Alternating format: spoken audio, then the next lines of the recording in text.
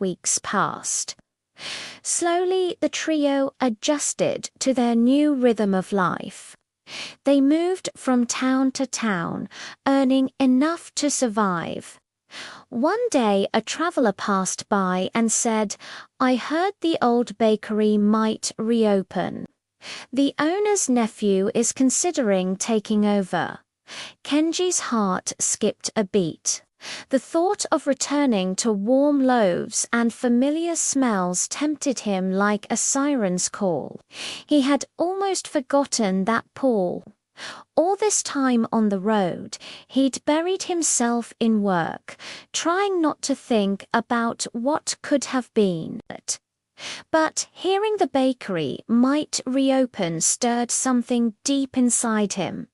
That night, he couldn't sleep. He imagined walking back into the bakery, reclaiming his old life, avoiding all this uncertainty. The idea was like a drug, making him feel alive, making him feel like maybe everything would be okay. In the morning, he shared the news with Aiko and Haru. Aiko frowned. "Kenji, even if it reopens, will it be the same? Will you trust the cheese to stay forever?" Kenji looked at his hands, the hands that needed dough every day, the hands that now felt alien to him. "I don't know," he whispered. "I just miss the warmth of the oven. I miss the smell of fresh bread." Haru's eyes were firm. "Kenji, temptation will always try to pull you back. But do you want to live your life chained to the fear of losing cheese again?"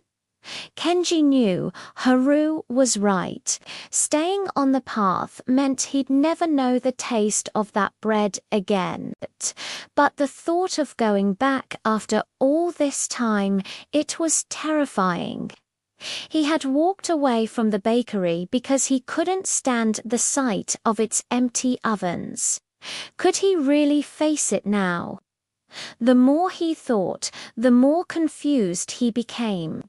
The sun dipped below the horizon, painting the sky in hues of orange and purple. As darkness fell, so did Kenji's spirits. The bakery, once a beacon of hope, now loomed in his thoughts like a specter of doubt. Sleep evaded him, each hour hand on the clock ticking loudly in his ears. Outside, the wind whispered secrets through the leaves. And Kenji felt like it was the bakery calling to him, beckoning him back. The next day, Kenji struggled to focus on his work. The weight of the decision he needed to make pressed down on him, stealing his energy and clarity.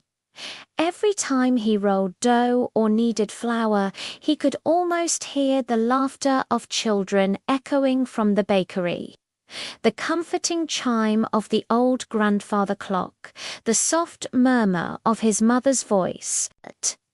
The memories were a painful sweetness on his tongue, both a reminder of what he had lost and what he could potentially regain.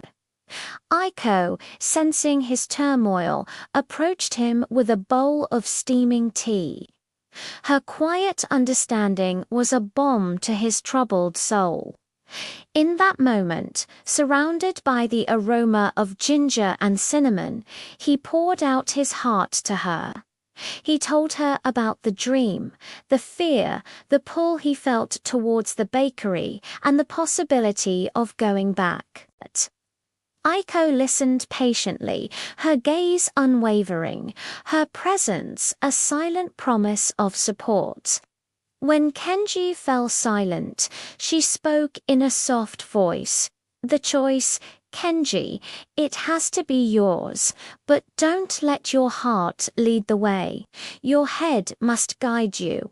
Her words were a gentle nudge, a reminder that he had come too far to turn back now. As the days went by, the whispers about the reopening of the bakery grew louder. People in town spoke of the delicious smells wafting through the streets, of the golden loaves appearing in shop windows, of the return of the old baker's smile. For Kenji, these tales were like shards of glass in his heart, both painful and alluring.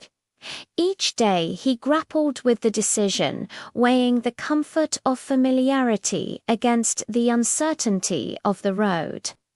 One evening, Kenji found himself drawn to the outskirts of town. The setting sun cast long shadows, stretching the familiar streets into strange shapes. There, nestled between the tall buildings, he saw it, the bakery. Its windows glowed with the soft amber light of the setting sun. A faint, delicious smell, like a half-forgotten dream, drifted out onto the street.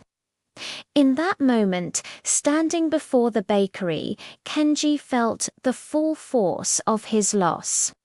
The ache in his chest threatened to consume him, bringing tears to his eyes. He wanted to run inside, to feel the warmth of the oven, the solidity of flour under his fingers, the joy of creating something beautiful. But he didn't. Instead, he stood there frozen, watching people enter and leave, each one taking a piece of the dream with them. Hours later, when the lights twinkled on inside the bakery, Kenji turned and walked away. The sound of his own footsteps echoed in his ears, each step a testament to the weight of his choice.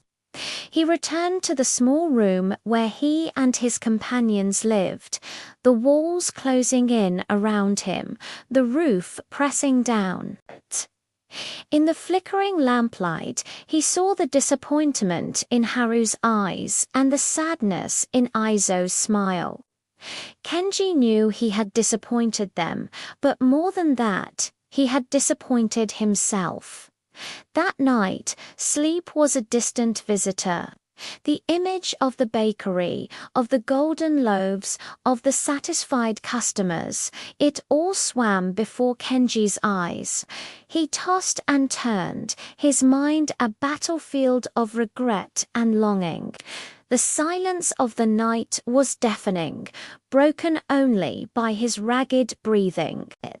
As the first rays of dawn crept through the cracks in the walls, Kenji got up. He needed to get out, to escape the suffocating confines of their room, to breathe in the fresh air. He stepped out into the world, the chill of the morning invigorating. He walked aimlessly, his mind still a jumble of emotions. It was then he saw it, a small cafe tucked away on a side street. The sight was like an oasis in the desert, a beacon of warmth and light. Drawn to it, he pushed open the door. Inside, the aroma of freshly brewed coffee mingled with the sweet smell of pastries. Sunlight streamed through the windows, illuminating the cozy interior. Without knowing why, Kenji felt a sense of belonging, a feeling he hadn't experienced in months. In that small cafe, surrounded by the comforting sights and smells, Kenji began to heal. He talked to the owner, a kind woman with eyes that crinkled at the corners, about the journey, about the choices they'd made, about the hopes that kept them moving forward. The woman listened patiently, occasionally offering a word of advice or a gentle smile. When Kenji finally left the cafe, the sun was high in the sky. He felt lighter, as if a weight had been lifted from his shoulders. He realized he couldn't change the past, but he could shape the future. He had a choice to make, to keep moving forward.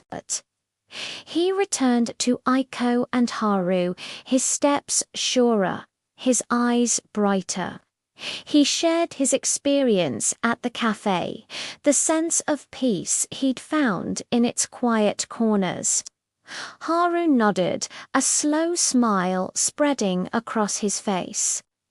Sometimes, Kenji, we need to stumble a little to find our way back to ourselves. Aiko placed a hand on his shoulder. You're home now, Kenji. We'll figure out where to go from here together. And in that moment, surrounded by the familiar warmth of friendship and love, Kenji knew he was exactly where he was supposed to be.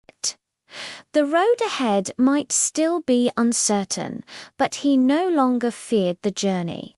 He had found his strength, his courage, and most importantly, his hope. The sun continued its journey across the sky, painting the clouds in hues of gold and crimson, and as the day drew to a close, Kenji sat with his friends, sharing stories and laughter. The bakery may have reopened, offering the allure of familiarity, but Kenji's heart knew he belonged on the road, walking towards the unknown with his two best friends by his side. The warmth of their companionship was a constant flame in his heart, guiding him through the darkness and reminding him that wherever they went, they would face it together. And so they journeyed on, leaving the echoes of the past behind them, embracing the uncertainties of the future. They knew that while the road might be long and winding, as long as they had each other, they would never truly be lost.